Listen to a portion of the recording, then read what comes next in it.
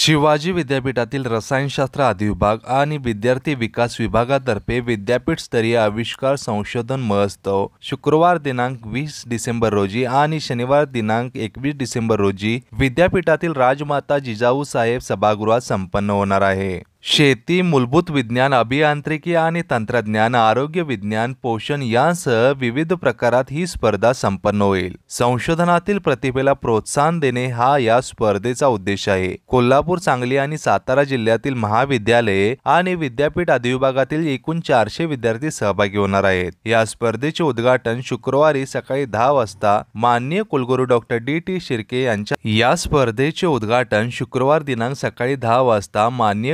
Doctor DT. Shirke यांच्या हस्ते संपन्न होणार आहे। ही माहिती प्राध्यापक डी.एम. पोरे आणि डॉक्टर एस.एन. तायडे यांनी दिली आहे।